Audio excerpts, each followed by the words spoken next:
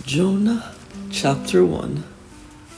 The word of the Lord came to Jonah, the son of Amittai, saying, Arise, go to Nineveh, the great city, and cry out against it, because their wickedness has come up before me. But Jonah got up to flee to Tarshish from the presence of the Lord. So he went down to Joppa, and he found a ship that was going to Tarshish. He paid the fare and boarded it to go with them to Tarshish, away from the presence of the Lord. However, the Lord hurled a great wind on the sea, and there was a great storm on the sea, so that the ship was about to break up. Then the sailors became afraid, and every man cried out to his God. And they hurled the cargo which was in the ship into the sea to lighten it for them. But Jonah had gone below into the stern of the ship, and had lain down and fallen asleep, sound asleep. So the captain approached him and said, How is it that you are sleeping? Get up, call on your God. Perhaps your God will be concerned about us, so that we will not perish. And each man said to his mate, Come, let's cast lots, so that we may find out on whose account this catastrophe has struck us. So they cast lots, and the lot fell to Jonah. Then they said to him, Tell us now, on whose account has this catastrophe struck us?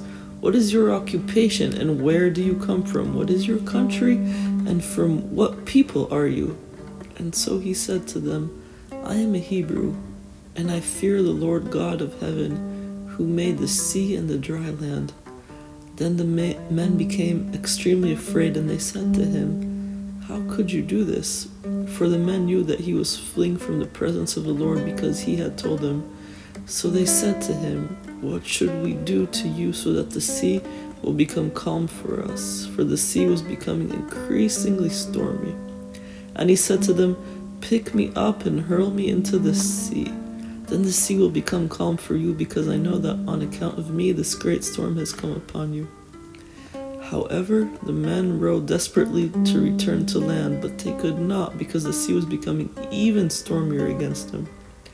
Then they cried out to the Lord and said, We earnestly pray, O Lord, do not let us perish on account of this man's life, and do not put innocent blood on us, for you, Lord, have done as you pleased. And so they picked up Jonah and hurled him into the sea, and the sea stopped its raging. Then the men became extremely afraid of the Lord, and they offered a sacrifice to the Lord, and they made vows. And the Lord designated a great fish to swallow Jonah, and Jonah was in the stomach of the fish for 3 days and 3 nights. Chapter 2. Then Jonah prayed to the Lord his God from the stomach of the fish, and he said, I called out of my distress to the Lord, and he answered me. I called for help from the depth of Sheol. You heard my voice, for you threw me into the deep, into the heart of the seas, and the current flowed around me. All your breakers and waves passed over me. So I said, I have been cast out of your sight. Nevertheless, I will look again toward your holy temple. Water encompassed me to the point of death. The deep flowed around me. Seaweed was wrapped around my head. I descended to the base of the mountains. The earth with its bars was around me forever. But you have brought up my life from the pit, Lord, my God. While I was fainting away, I remembered the Lord, and my prayer came to you, into your holy temple. Those who are followers of worthless idols abandon their faithfulness, but I will sacrifice to you with a voice of thanksgiving. That which I have vowed I will pay. Salvation is from the Lord. Then the Lord commanded the fish, and it vomited Jonah up into the dry land. Chapter 3. Now the word of the Lord came to Jonah the second time, saying, Arise, go to Nineveh, the great city, and proclaim to it the proclamation which I am going to tell you. So Jonah got up and went to Nineveh, according to the word of the Lord. Now Nineveh was an exceedingly large city, 3 days' walk. Then Jonah began to go through the city 1 day's walk, and he cried out and he said, 40 more days, and Nineveh will be overthrown. Then the people of Nineveh believed in God, And they called a fast, and they put on sackcloth, from the greatest to the least of them. When the word reached the king of Nineveh, he got up from his throne, he removed the robe from himself, covered himself with sackcloth, and sat on the dust. And he issued a proclamation, and it said, "In Nineveh, by the decree of the king and his nobles, no person, animal, herd, or flock is to taste anything. They are not to eat or drink water, but every person and animal must be covered with sackcloth. And people are to call on God vehemently, and they are to turn each one from his evil way, from violence which is in their hands. Who knows? God may turn and relent and turn from his burning anger, so that we will not perish."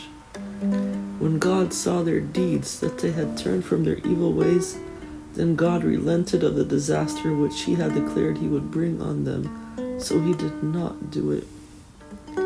Chapter 4. But it greatly displeased Jonah, and he became angry.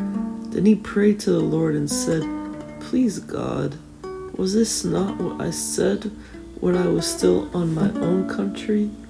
Therefore, in anticipation of this, I fled to Tarshish, since I knew that you are a gracious and compassionate God, slow to anger and abundant in mercy, and one who relents of disaster. So now, Lord, please take my life from me, for death is better to me than life." But the Lord said, "Do you have a good reason to be angry?" Then Jonah left the city and sat down east of it. Then he made a shelter for himself and sat under it in the shade until he could see what would happen in the city.